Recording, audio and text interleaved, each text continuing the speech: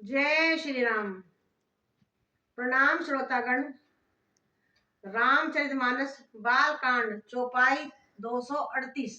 प्रसंग जब राजा जनक ने अपनी पुत्री सीता के विवाह की घोषणा की तो मुनि विश्वामित्र प्रभु राम और उनके छोटे भाई लक्ष्मण को लेकर जनकपुरी में जाते हैं। अरुणोदय सकुचे कुमुद उडगन ज्योति मलिन, जिमी तुम्हार आगमन सुनी भय नरपति बलहीन।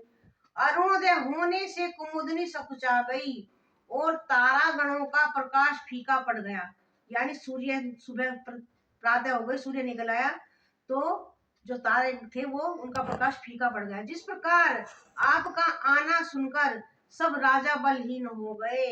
नरप सब नखत करही उजियारी, तारी न सकई चापतम भारी। कमल कोक मधुकर खग नाना, हर्ष सकल निशा अवसाना। सब राजा रूपी तारे उजाला मंद प्रकाश करते हैं, पर वे धनुष रूपी महान अंधकार को हटा नहीं सकते।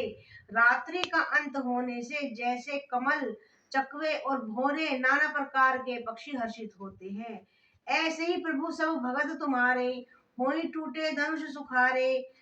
भानु बिन श्रम तप नासा, दुरे नकद जग तेज प्रकाशा।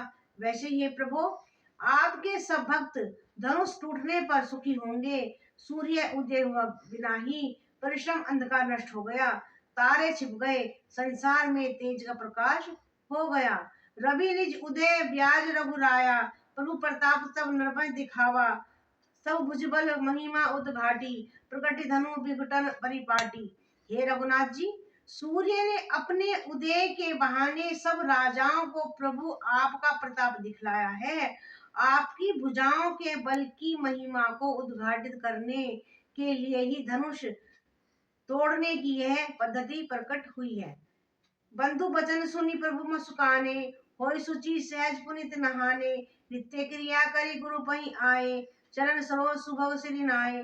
भाई के वचन सुनकर प्रभु मुस्कुराए, फिर स्वभाव से ही पवित्र श्री राम जी ने शोच से निवृत्त होकर स्नान किया और नित्य कर्म करके वे गुरु जी के पास आए।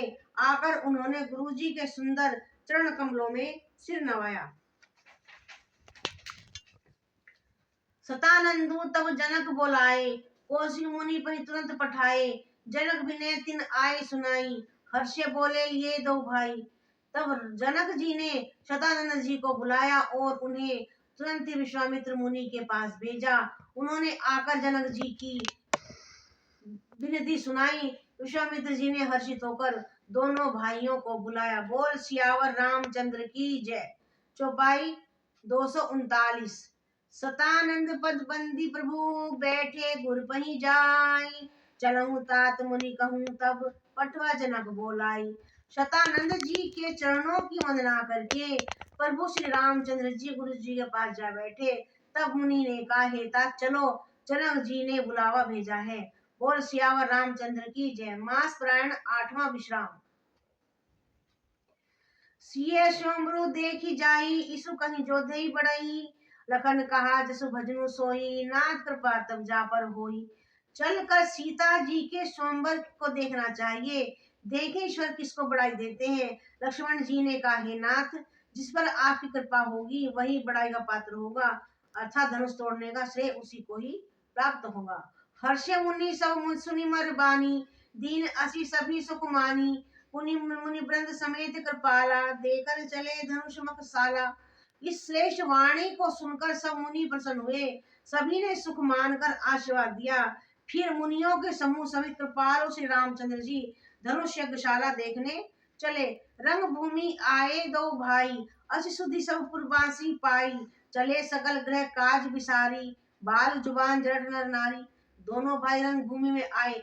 ऐसी खबर जब सब नगरवासियों को पाई तो बालक जवान बूढ़े स्त्री पुरुष सभी घर और काम काज को भूलकर चल दिए। देखी जनक भीड़ भय भारी, सुचि सेवक सब लिए हकारी। तुद सकल नौ गए पही जाई, आसन उचित देहु सब काहू। जब जनक जी ने देखा कि बड़ी भीड़ हो गई है तब उन्होंने सब विश्वास पात्र सेवकों को बुलवा लिया और कहा, तुम लोग तुरंत सब लोगों के पास जाओ और सब किसी को स्थान योग्य आसन दो। बोल सियावर रामचंद्र की जय। चौपाई 240। कहीं मृदु वचन विनीत तिन बैठा रे नर नारी, उत्तम मध्यम नीच लघु निज निज हल अनुहारी। उस सेवकों ने कोमल और नम्र वचन कहकर उत्तम, मध्य, नीच और लघु सभी श्रेणी के स्त्री पुरुषों को अपने अपने योग्य स्थान पर बैठाया।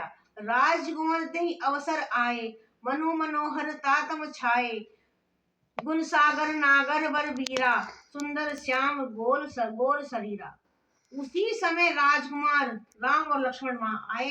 वे ऐसे सुंदर हैं मानो साक्षात मनोहरता ही उनके शरीरों पर छा गई हो। सुंदर सांवला और गोरा उनका शरीर है।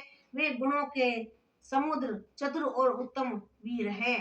राज समाज विराजत रूरे, उड़गन महु जनु जुग विदु पूरे, जिनके रही भावना जैसी, प्रभु मूर्ति देखी तैसी। वे राजाओं के समाज में ऐसे सुशोभित हो रहे हैं मानो तारा गणों के बीच में पूर्ण चंद्रमा हो। जिनकी जैसी भावना थी, प्रभु की मूर्त उनको वैसी ही दिखाई दी। देख ही रूप महारण धीरा, मनो वीर रसु धरे शरीरा, डरे कुटिल प्रभु बिहारी, मनो भयानक मूर्ति भारी। महान रणधीर राजा लोग श्री रामचंद्र जी के रूप को ऐसा देख रहे हैं